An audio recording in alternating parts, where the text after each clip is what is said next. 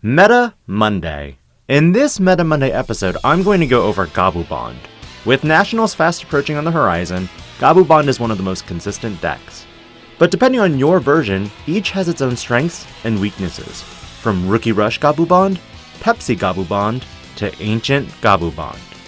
While Rookie Rush Gabubond is presently my favorite build, EX1 brings a lot of tools that makes Ancient Gabubond a more powerful and potentially safer option. And while this deck has not been tested by myself, I do suggest checking out Huang Zero's channel, link in the description, for this variant. Pepsi Gabubond is another variant that more individuals have been using, turboing out Gabubond and using red option cards like Lightning Joust and Delicate Plan for extreme aggression and avoiding security option cards. For this variant, check out Taste of Victory's video if you haven't already for a second place version build. But for now, I'm covering only what I've tested and what I'll probably doing with my deck post EX1. With this, I'm staying with the Rookie Rush variant. And as always, I'll go over the card by card, the strengths, and the weaknesses. This deck runs 4 level 2s, 17 level 3s, 13 level 4s, 4 level 7s, 9 option cards, and 7 tamers. For level 2s, this deck runs 4 Gabumon. Remember, this deck is not going to be updated with anything from EX1 yet, as I have not opened any gift boxes, nor have I gotten my hands on any singles. Gabumon is my primary egg because of the draw power Gabumon offers from a majority of decks. With the majority of decks that play on-play Digimon that search off the top, Gabumon can draw you further into your resources. Substitutions for this egg would be Demi-Vmon from the All-Force starter deck, which gives you plus 1000 DP. Whether you prefer to dig for pieces or other items to build wide, Gabumon may be the preferred egg.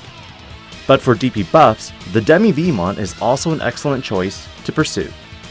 For level 3s, I run 4 BT1 Gabumon, 2 BT4 Strabimon, 4 BT6 Gabumon, 2 Madoki Betamon, 3 Promo Gabumon, and 2 starter deck Gabumon. BT1 Gabumon allows for a draw when played, while Strabimon assists in adding your hybrids and tamers. BT6 Gabumon is your MVP rookie, especially for the Gabubond that allows for 3 swings. Promo Gabubond helps with the search, and the 2 starter deck Gabumon for additional targets to evo your Gabumon Bond of Friendship into. The rookie lineup is pre-EX1, but a lot of this will change moving into EX1. I personally went with 2 Strabimon because of the ability to add hybrids, though I could see players dropping this for more Gabumon targets in their lineup. For level 4s, I run 4 Gorillamon, 4 Lobomon, 1 Kendo Garurumon, and 4 Cordramon. 4 Gorillamon is my cheap body for 1 memory, while the Lobos and Kendo are my hybrid evolution targets for my tamers for game finishers.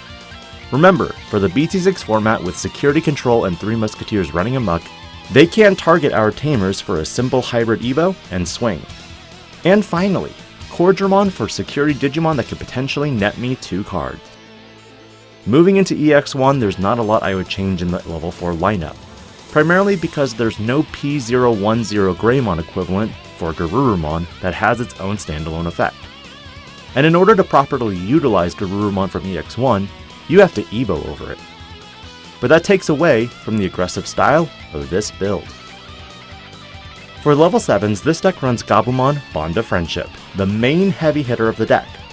There's no way getting into it other than Gabumon and Matt Ishida, so early game, you do not want to see many of these in your hand. For option cards, I run 2 Howling Memory Boost, 2 Rattlestar, 1 Blue Memory Boost, and 4 Hammerspark. And post EX1, this lineup will probably be where the most changes will take place. The purpose of Howling Memory Boost is to prevent my opponent from swinging with certain Digimon, even if they are evoed into next turn. In addition, the delay plus 2 memory can be helpful for lethal. Rattlestar is effective against wide board opponents, but moving into EX1, it is difficult to say whether the wide boarding decks will be a thing.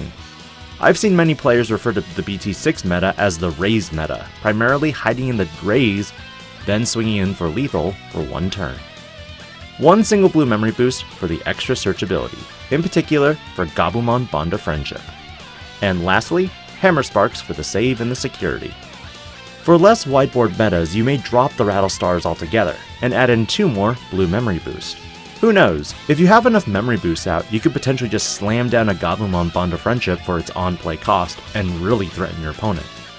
There's not a lot of removal that can get rid of level 7 Digimon, with limited options being Gaia Force, Trump Sword, and Millenniumon.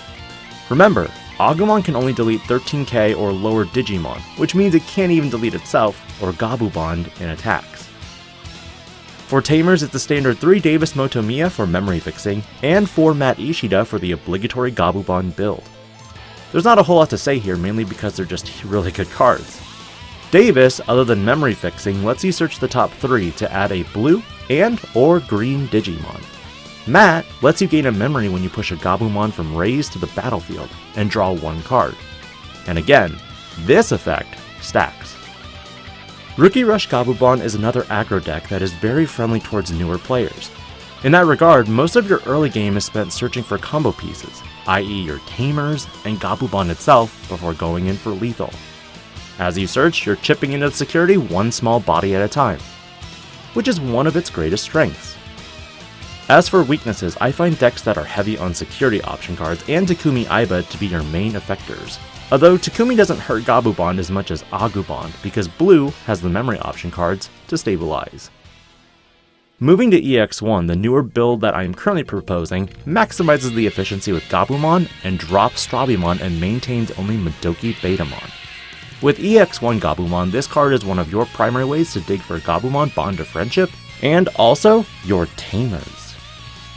As mentioned before, there aren't any changes with level 4s or 7s, but the option cards see a heavy change, changing to 4 Ice Wall, 2 Blue Memory Boosts, and 4 Hammer Spark. Your opponent will be depressed as every check becomes a potential +2 memory. Ice Wall is one of the most talked cards of the EX1, with a lot of potential of becoming restricted. For 1 memory, you can limit your opponent's aggressive tactics to 1 attacker, especially if you play 2. Because even with a memory fixer, any attack whether pushed from Raise or already on the field will cost 4 memory to attack with, and memory blockers don't stop this. As for Tamers, I reduced Davis Motomiya by 1 in order to make room for another blue memory boost. Without Strabimon, I do want to add Lobos for the extra memory support, and while looking at this build, you may be wondering why there's no Analog Youth. If Analog Youth bottom decked the cards, I would 100% run it in conjunction with this deck, for the reasons of potentially seeing the cards way late in the game, but trashing them can be a huge dilemma for me, considering once my Gabumon Bond of Friendships are gone, they're gone. And the inherent weakness of this deck would probably be more on the Emergency Program Shutdown option card, which renders option cards useless for 1 turn. However, this does not stop the delayed effect of memory boosts, which can be a huge game changer when going into Gabubond, pop the memory boost, swing 3 checks, then Lobo for game. Gabumon Bond of Friendship is definitely a deck I foresee being played at Nationals, and if aggro is your strategy, this may be the deck to take with you. But while the build is linear, if you fail to find your pieces, you may just lose. Hence why Ancient Gabubond is another option to take.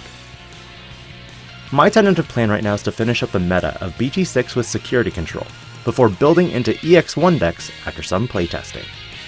And if you enjoy this format and want to see more deck builds, please consider subscribing to the channel and hitting that notification button. This is DIGI-PANDA, logging out.